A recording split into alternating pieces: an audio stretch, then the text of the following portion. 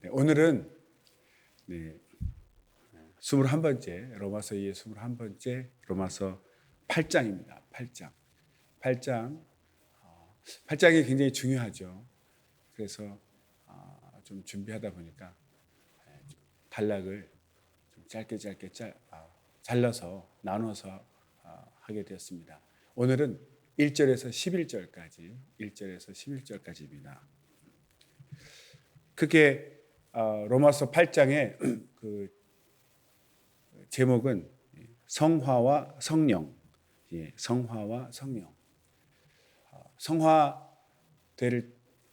성화되는 삶에서 성령의 역사, 또 성령 안에서의 성화된 삶, 이렇게 풀이하면 되겠습니다. 전반적으로 이제 8장에서 간략하게 요약해서 소개를 하겠습니다. 제가 보내드린 설교 요지문을 함께 봐주시면 감사하겠습니다. 8장은 구원의 확신과 성령 안에서의 승리의 삶에 대해 논증합니다. 바울은 먼저 성령을 통한 구원의 기쁨을 노래하고 성화의 삶의 본질을 규명하고 장차 하나님의 자녀들에게 임할 축복을 선포합니다. 끝으로 구원의 확실성을 강한 어조로 설명합니다. 이렇게 네 부분으로 이렇게 좀 나눌 수 있습니다. 그래서 8장은 로마서의 주제를 담고 있으면서 바울 신학의 압축판입니다. 이렇게 소개를 합니다. 사도 바울 신학의 가장 중심되는 것이 이제 로마서인데 율법과 복음에 대해서 설명하고 있죠.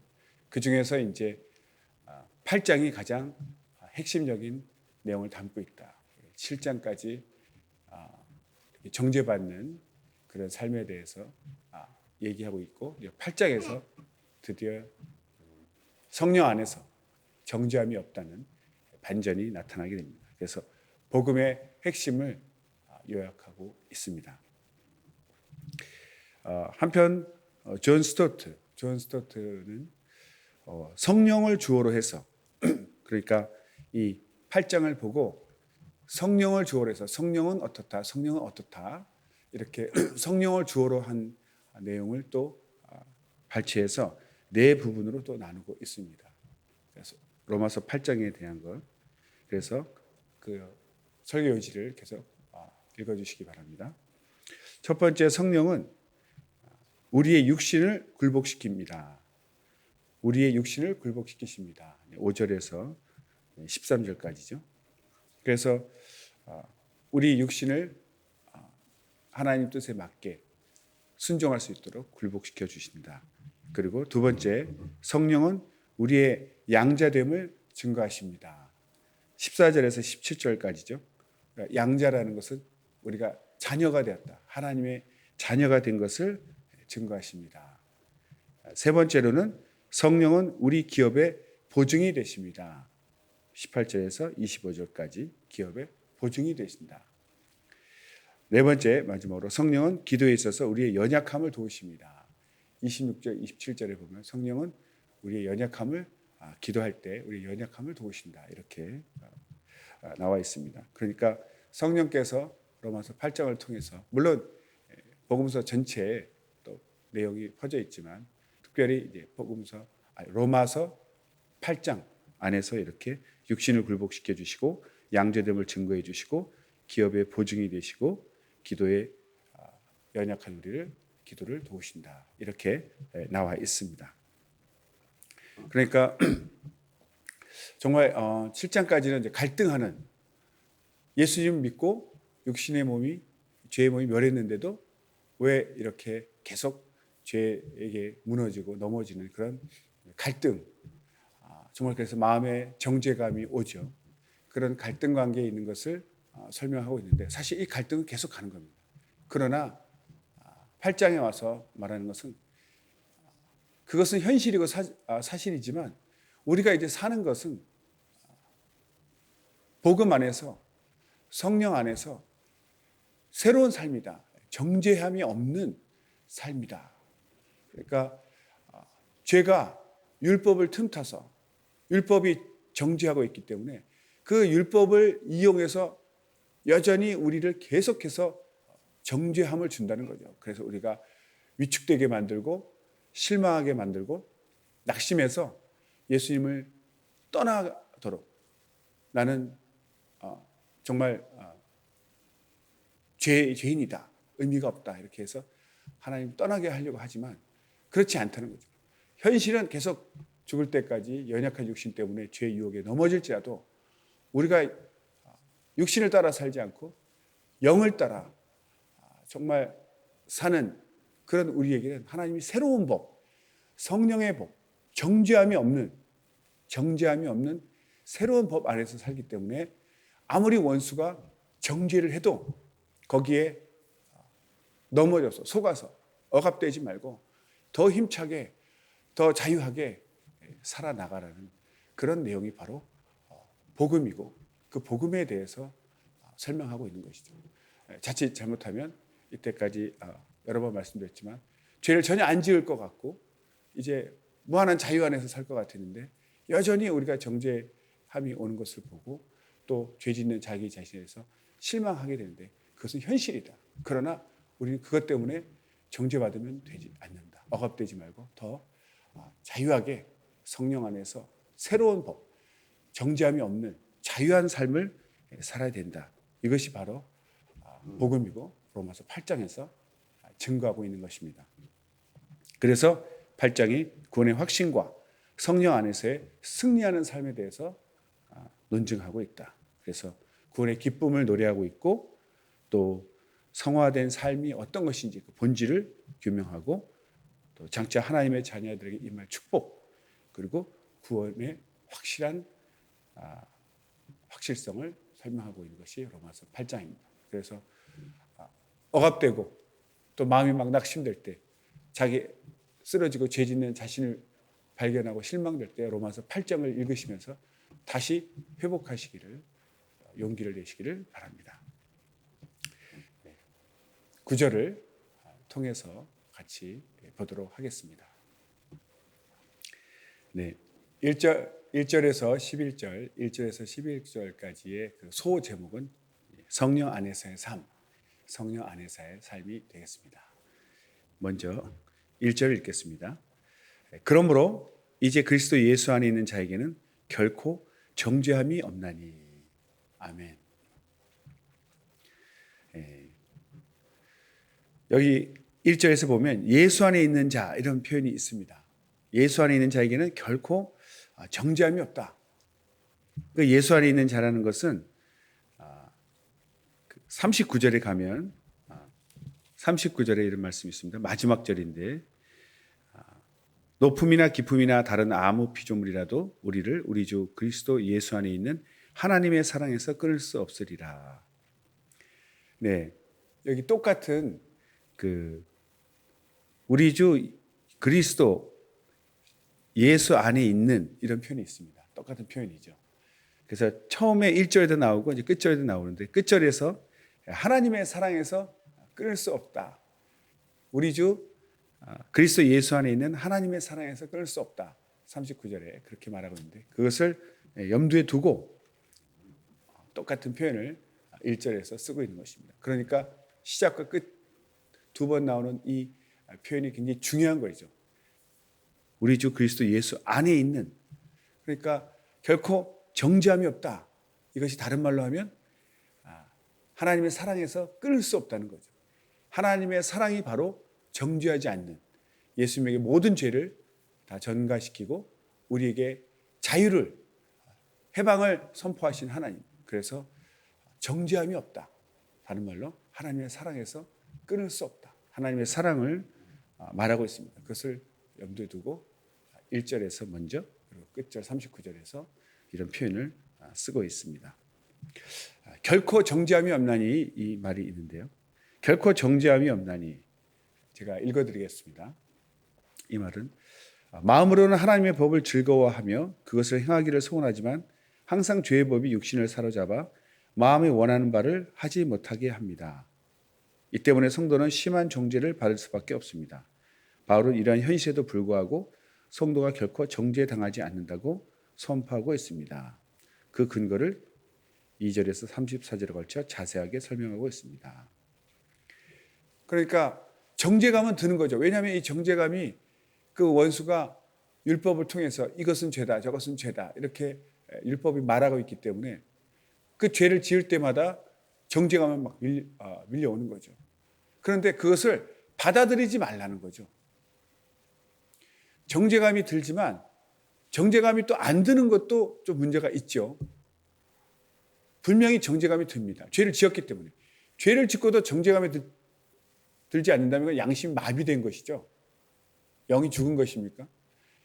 분명히 죄를 지었기 때문에 정죄감이 듭니다. 그러나 거기에 매이지 말라는 거죠. 죄를 지어도 된다가 아닙니다. 죄를 짓지 않는 거룩한 삶을 사는 것이 하나님의 뜻인데 우리가 죄를 짓게 될 때 정죄감이 들지 않는다? 이것도 마비된 것이죠. 양심이 마비된 것인데 죄를 짓고 정죄감이 드는 것은 사실이고 맞는 것인데 그러나 거기에 억압되지 말고 더 열심히 거룩한 삶을 위해서 나아가야 된다. 이런 뜻이죠. 그래서 정죄감이 안 든다 또는 죄를 짓지 않는다 이런 뜻이 아니고 죄를 지을지라도 정죄감이 들지라도 정죄함이 없다. 정죄하지 않는다. 하나님께서 정죄하지 않는다. 이미 그 정죄는 예수님에게 다 전가시켰기 때문이죠. 그래서 정죄함이 없다. 하나님의 사랑을 기억하시면 되겠습니다. 그래서 2절로 이어집니다. 2절. 이는 그리스도 예수 안에 있는 생명의 성령의 법이 죄와 사망의 법에서 너를 해방하였습니다. 그렇죠. 우리가 예수 안에 있다는 것은 생명의 성령의 법으로 새로운 삶을 사는 것입니다. 우리가 전에는 죄와 사망의 법에서 계속 정죄받고 지옥에 갈 수밖에 없었지만 이제는 비록 죄를 짓고 정죄감이 밀려온다 할지라도 거기에 매이지 않는 새로운 법, 생명의 성령의 법으로 사는 것인데 그것이 바로 예수 안에 있다는 것이죠. 그래서 예수 안에 있다는 것은 생명의 성령의 법을 설명하고 있는데 생명의 성령의 법, 즉 죄와 사망의 법에서 우리를 해방시키는 거기서 완전히 벗어나서 정죄받지 않는 하나님이 정죄하지 않는 원수가 정죄감을 주어도 하나님이 정죄하지 않으신다는 그 새로운 삶, 그래서 옛 삶에서 완전히 벗어나서 매이지 않는 자유한 삶을 사는 것이 예수 안에 있다는 것이죠. 그래서 혹자는 이렇게 얘기합니다. 모세의 법은 올바르나 힘이 없고, 그렇죠. 모세의 법은 하나님의 법이죠. 올바르나 그러나 우리 힘이 없다는 얘기는 우리에게 율법을 지킬 만한 능력을 주지 못한다는 것이죠. 죄의 법은 힘이 있으나 올바르지 않다. 그렇죠. 죄는 우리를 계속 죄짓게 만들지만 그것은 악한 것이라는 거죠. 그러나 성령의 법은 힘이 있고 또한 올바르다.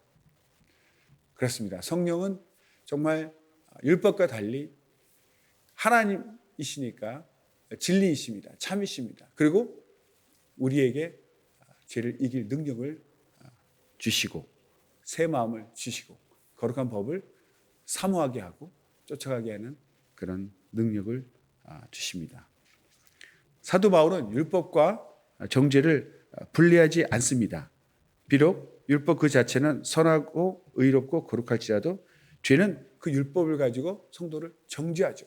그러니까 율법이 있는 곳에는 항상 정죄함이 있다는 것이죠. 원수 마귀가 죄를 통해서 항상 율법을 이용해서 봐라, 너 이 죄 짓지 않았느냐 이렇게 계속 정죄를 한다는 것입니다. 그래서 율법은 죄와 사망이 인간 가운데서 역사할 수 있는 빌미를 제공해 주고 있다.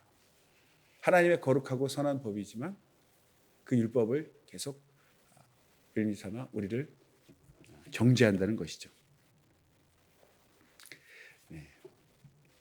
3절 읽겠습니다. 3절. 율법이 육신으로 말미암아 연약하여 할 수 없는 그것을 하나님은 하시나니 곧 죄를 인하여 자기 아들을 죄 있는 육신의 모양으로 보내어 육신의 죄를 정하사. 알고 보면 간단한데 이 표현이 이렇게 바울이 공부를 많이 하신 분이라니 문장이 좀 이렇게 한 번에 이렇게 이해가 안 되는 이제 복합문이라고 그러죠. 단문, 간단하게 써간 것이 아니라 복합문으로 되기 때문에 한 번 읽어서 또 이게 번역체다 보니까 잘 이해가 안 갈 수 있습니다. 그래서 우리가 설명도 듣고 또 이해도 하고 그런 것이죠. 율법이 육신으로 말미암아 연약하여 할 수 없는 그것. 그러니까 육신이 연약하다는 거죠. 육신이 연약해서 율법이 할 수 없는 것이 있다. 그러니까 율법은 정말 그 거룩한 법인데 그 법을 우리가 지키기를 바라지만 육신 자체가 연약해서 육신이라고 우리가 표현할 때 사르크스라고 표현할 때는 도무지 죄를 대항할 수 없는 죄를 이길 수 없는 그런 타락한 몸을 말하는 것이죠. 사르크스. 그래서 육신이 연약하다고 얘기합니다. 그 육신이 연약해서 율법의 요구를 지킬 수가 없습니다. 그래서 율법은 그것을 할 수 없다는 거죠. 우리가 연약해서 죄에 넘어지기 때문에 율법의 요구, 그 거룩한 법을 지켜라. 그것을 율법이 우리 육체가 연약하기 때문에 할 수 없는데 그것을 하나님은 하신다. 이렇게 설명합니다. 하나님은 하신다. 이 하나님이 하신다는 말을 한번 읽어보겠습니다. 성령이 우리를 도우심으로 능력을 얻어 율법의 요구를 성취할 수 있다고 해석할 수 있습니다. 그러나 본문의 뜻은 성도는 오직 그리스도께서 율법을 성취하신 바를 믿음으로 받아들일 뿐이며 이를 하나님께서는 성도가 율법을 성취한 것으로 인정해 주신다는 것입니다. 하나님이 하신다 이 표현이 뭐냐면 우리가 이제 생각할 때 성령께서 우리를 강력하게 역사하셔서 죄를 전혀 짓지 않는 정말 하나님 수준의 거룩한 삶을 살게 하신다 이렇게 해석할 수 있다는 거죠. 또 그렇게 바라죠 우리는. 그러나 현실은 우리가 성령의 도우심을 받는데도 불구하고 여전히 넘어지고 죄를 짓습니다. 그러니까 어떻게 보면 성령을 이용해서라도 율법의 능력이 없기 때문에 성령을 이용해서라도 우리는 완벽한 죄 안 짓는 그런 거룩한 삶을 살고 싶은 그런 마음이 있죠. 그러나 이것조차도 사실은 하나님 또는 우리 자신을 모르는 마음입니다. 하나님은 성령을 우리에게 부어주셨어도 연약한 육신 때문에 결국 성령의 인도하심을 받다가도 또 넘어지고 또 죄를 지을 수밖에 없기 때문에 아무리 성령 충만해도 우리가 온전한 거룩한 삶을 살 수 없지 않습니까? 그러니까 하나님의 방법은 믿음의 방법입니다. 믿음의 방법이 무엇이냐면 성령께서 예수 그리스도를 통해서 예수님이 연약한 우리의 육체로 오셨지만 똑같은 육체로 오셨지만 죄를 짓지 않고 율법의 요구를 다 이루어 주셨는데 그것을 믿음으로 예수님의 것이 전가되어서 나에게 내 것이 되어서 하나님이 그 믿음을 보시고 거룩하다고 인정하시는 거죠. 그게 복음이죠. 예수님을 통해서 율법을 이루게 하시고 유일하게 예수님만이 죄를 짓지 않고 율법의 모든 요구를 성취하실 수 있는 분. 그래서 그분이 오셔서 율법을 이루게 하시고 우리는 그분과 연합해서 그가 나 대신 이룬 것을 믿음으로 하나님께서 그 믿음을 보시고 마치 내가 율법을 이룬 것처럼 예수님의 율법의 요구 이루신 것을 내가 이룬 것처럼 동일하게 인정해 주신다는 거죠. 그러니까 이것이 바로 하나님의 공로, 예수님의 공로, 예수님의 의를 내 것으로 삼는 것이죠. 믿음으로. 그러니까 하나님이 믿기만 하라는 거죠. 얼마나 감사합니까? 성령으로도 이룰 수 없죠. 100%. 그러나 예수님이 이루심으로 예수님이 이루신 것을 믿으면 내가 이룬 것으로 인정해 주신다. 그것이 은혜입니다. 은혜. 그것이 복음이죠. 네. 그래서 자기 아들을 죄 있는 육신의 모양으로 보내요. 이것이 바로 예수님의 성육신에 대한 표현이죠. 그래서 예수님은 죄가 없는 분이시죠. 그러나 우리와 똑같은 정욕의 연약한 육체인 죄의 유혹을 받는 사르크스 육신을 입고 오셨고 그래서 유혹도 받으셨고 그 연약함도 다 우리가 똑같이 경험하셨죠. 그러나 그분은 범죄치 않으셨기 때문에 율법의 요구를 다 이룰 수 있었던 것이죠. 그래서 율법의 요구를 이루시고 육신의 죄를 정하셨다는 것은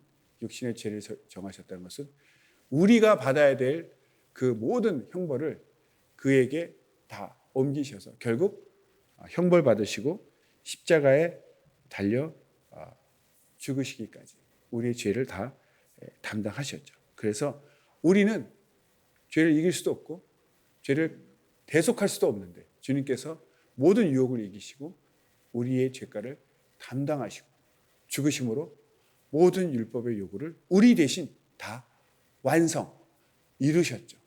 그래서 그것을 우리가 믿음으로 감사할 때 주님께서는 예수님의 공로를 율법의 요구를 완벽하게 이루신 예수님의 공로를 우리 것으로 인정해 주시고 우리도 의롭다 하신 거죠. 이것이 바로 하나님의 은혜고 예수님의 공로인 것이죠. 이것이 바로 복음입니다. 할렐루야. 네, 4절 읽겠습니다. 육신을 좇지 않고 그 영을 좇아 행하는 우리에게 율법의 요구를 이루어지게 하려 하십니다. 계속 이어지는 거죠. 그래서 예수님께 모든 것을 다 옮기시고 육신을 좇지 않고 영을 쫓아 행하는 우리. 여기서 이제 육신을 쫓지 않고 할 때는 우리가 막 성령 받고 거룩하게 살고자 하지만 또 넘어지고 그런 삶을 얘기하는 것이 아니라 불신자를 얘기하는 것입니다. 불신자. 그러니까 하나님과 상관없이 자기 하나님과 무관한 삶, 자기 육신의 정욕, 인생의 목표가 육신의 만족, 육신의 꿈을 이루고자 하는 그 불신자의 상태, 그런 사람들을 지칭하는 겁니다. 그런 사람들이 육신을 쫓아가죠.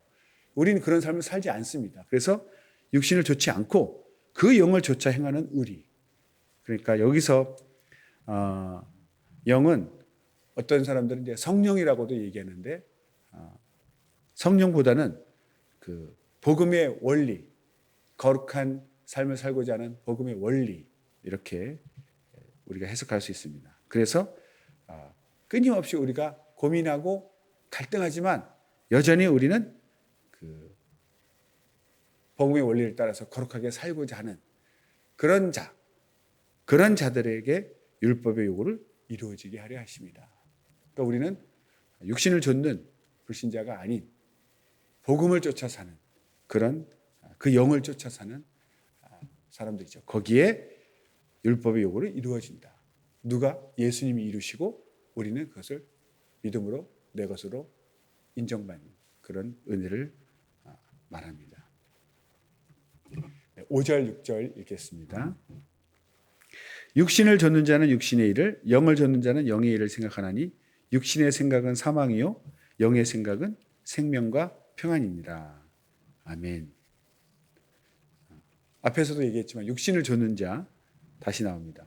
육신을 위해 자기 육신의 모든 목표가 삶의 목표인 것이죠. 네. 그런 사람들이 육신을 좇는 자고 우리는 영을 좇는 자는 하나님을 위해서 이제는 나가 아닌 나 자신을 위한 것이 아닌 굉장히 중요한 것이죠. 영을 쫓아 사는 사람은 하나님을 기쁘시게 하나님의 뜻을 위해 하나님을 위해 살고 내 삶의 목표도 하나님을 위한 목표를 세우는 것입니다. 그러기 위해서는 그 모든 과정에 성령의 개입이 필요하다. 우리가 하나님을 기쁘시게 하려고 하지만 성령의 개입이 없으면 하나님 무엇을 원하시는지 무엇을 기뻐하시는지 모르고 결국 또 자기 생각으로 자기 의로 자기 만족을 통해서 또 하나님 섬길 수 있습니다. 그래서 우리는 철저히 성령의 개입으로 성경을 통해서 성경을 조명해 주시는 성령의 감동을 받고 인도하심을 받아서 진정 하나님이 원하시는 것, 기뻐하시는 것을 우리가 알고 그것을 해드림으로써 하나님을 위한 삶을 살 수가 있게 되는 것이죠. 그래서 성령의 개입이 필수인 것을 우리가 기억해야 할 것입니다. 그래서 이제 육신의 생각은 사망이요 영의 생각은 생명과 평안이라고 나와 있는데 사람의 생각은 가장 깊은 사고의 원천을 어디에 두느냐에 따라 결정됩니다. 사람이 이제 생각할 때 이 가장 깊은 사고의 원천, 다시 반복되지만 육신의 모든 그 근거를 두고 생각하는 사람은 결국 자기 중심적인 생각만 나오겠죠. 그러나 하나님, 자기 영혼, 이렇게 하나님과 자기 영혼을 두고 생각하는 사람은 언제나 하나님을 기쁘시게 하고 자신을 하나님 법에 굴복시키고 하나님을 기쁘시게 하는 그런 생각을 하게 된다는 거죠. 그러니까 순간순간 우리가 많은 생각을 하지만 정말 영의 생각을 하고 있는지 육신의 생각을 하고 있는지 우리가 항상 분별해야 됩니다. 그래서 육신의 생각의 결과는 사망으로 갈 것이고 영의 생각은 생명과 평안으로 이어지는 것이죠. 그래서 계속해서 이제 7절 8절입니다. 7절 8절.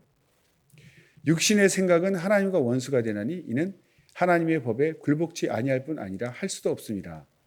육신에 있는 자들은 하나님을 기쁘시게 할 수 없느니라.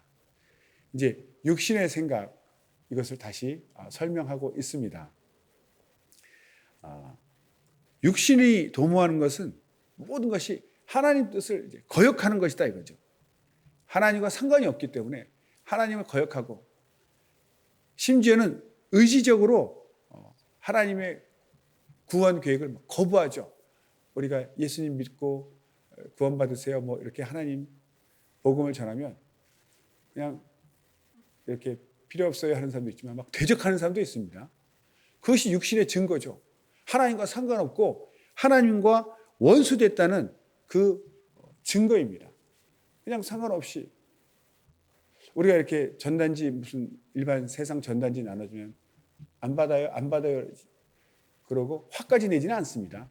그냥 안 받거나 뭐 버리거나 이러죠. 그런데 복음을 전하면 막 화를 내죠 사람들이. 어떤 사람들은 그것이 바로 우리가 이 육신이 하나님과 원수됐다는, 원수는 얼마나 사이가 안 좋습니까? 막 서로 죽이려고 하는 것이 원수 사이 아닙니까? 이렇게까지 하나님을 적극적으로 대적하는 그것이 바로 육신이기 때문에 거기서는 하나님께 굴복하지도 않고 거부하기만 하고 도전도 한다는 거죠. 그래서 법에 굴복치 아니할 뿐 아니라 할 수도 없습니다. 아주 이 못 박는 표현이죠. 할 수도 없다. 이것은 완전 절망적인 것을 표현하는 것이죠. 그것을 일반 믿지 않는 자연인 경우, 불신자의 경우는 전적 불능, 전적 부패성이다 이렇게 얘기합니다. 완전히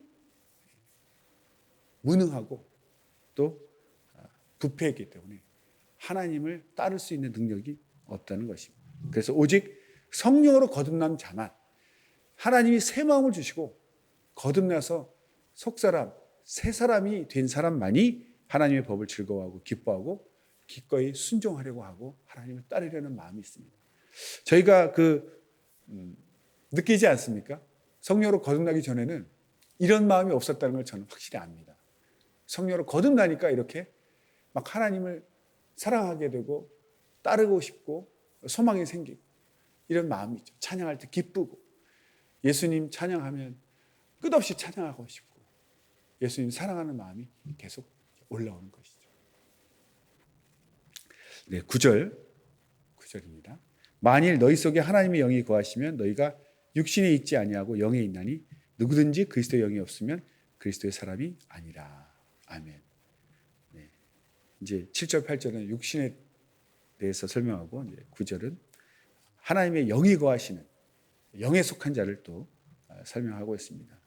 그러니까 우리가 성령 받았지만 실제적으로는 여전히 거룩한 삶을 온전히 살지 못합니다. 그러나 그래도 100% 거룩하지 못할지라도 하나님의 자녀요 성도라는 것은 변치 않는 것이죠. 그 증거가 바로 하나님의 영이 내 속에 거하신다는 거죠. 우리가 자녀가 갑자기 뭐 죄를 지어가지고 감옥에 가게 됐습니다. 그렇다고 해서 감옥에 갔다고 해서 자녀가 아닙니까? 자녀라는 것은 우리가 호적에서 제하기 전에는 여전히 자녀죠. 그가 비록 죄인일지라도. 그런 것처럼 우리가 온전한 삶을 살지 못할지라도 성령께서 우리 안에 거하시는 그 증거가 우리가 바로 하나님의 자녀요 성도라는 것을 확실히 증거하시는 증거라는 것입니다. 웨스터민스터 신앙 고백서에 이런 표현이 있습니다. 성령은 영원히 아버지와 아들에게서 나오신다. 이것은 무엇이냐면 하나님의 그러니까 성령과 하나님의 영과 그리스도의 영을 우리가 같다고 여깁니다. 그래서 성령이 우리 안에 거하셨다. 다른 말로 하나님의 영이 거하신다. 그리스도의 영이 거하신다. 그래서 우리가 성령을 모셨다는 것은 하나님의 영이 내 안에 거하신 것이고 그리스도의 영이 거하신 것이기 때문에 그리스도의 영이 없으면 그리스도의 사람이 아니라고 그랬죠. 그래서 우리는 하나님의 자녀요 성도가 되었다는 것을 설명하고 있는 것이죠. 그래서 성령이 거하는 자는 그리스도를 영접한 자고 그리스도의 영이 우리 안에 거하신 것이기 때문에 그리스도 안에 거하고 그리스도의 사람이다. 하나님께 속한 사람이다. 이런 것이죠. 네, 그래서 우리 안에 성령, 하나님의 영, 그리스도의 영이 거하시기 때문에 우리는 그리스도의 사람입니다. 하나님의 자녀요 성도인 증거입니다. 10절 읽겠습니다. 또 그리스도께서 너희 안에 계시면 몸은 죄로 인하여 죽은 것이나 영은 의를 인하여 산 것이니라. 네. 우리가 이제 이신칭이라는 말 아시죠?